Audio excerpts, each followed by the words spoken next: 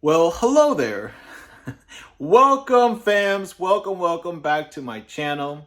So in this video, I'm going to talk a little bit more about what I was talking about yesterday, where I went over the breakdown of how much I've made, pure profits of my first week of keeping track of my first week of April, and just give you guys a little bit more perspective of how it's going because right now I feel like I'm transitioning from um, part-time like hobbyist type of seller to a little bit more full-time-ish.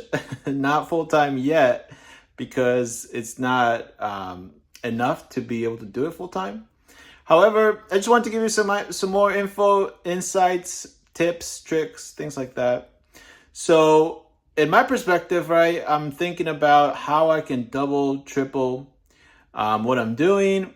And a couple of pointers that I figured out is that scanning cards is actually a lot faster. Did try scanning cards, by the way. That's if I'll probably be posting some cards I'm scanning here on the side.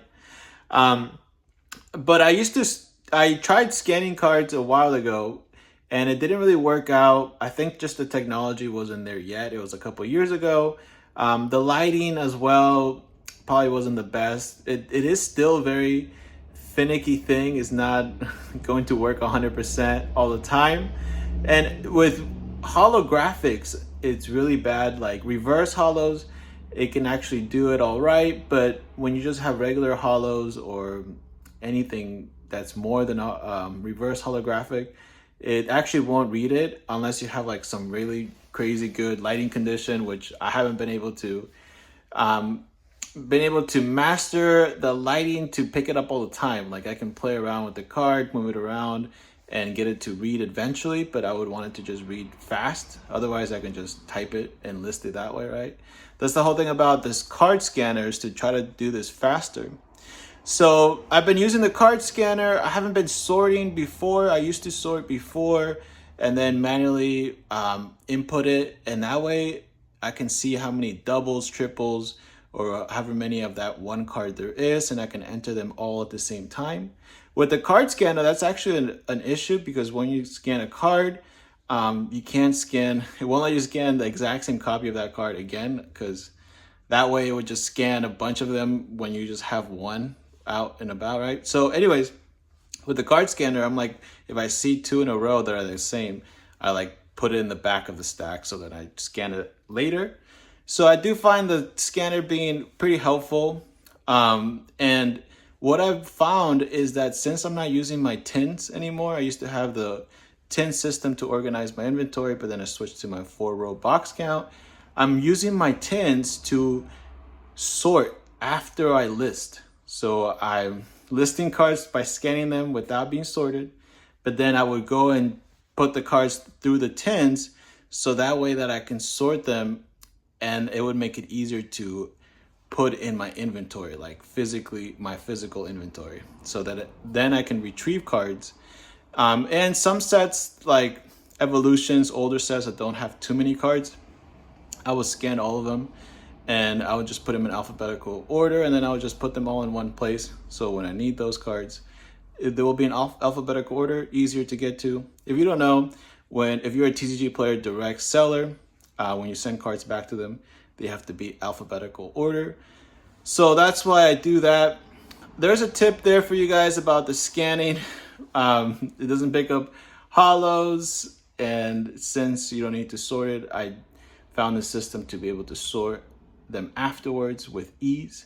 I found that the tins make it so that it like you can just drop it in there and it stops them from flying around.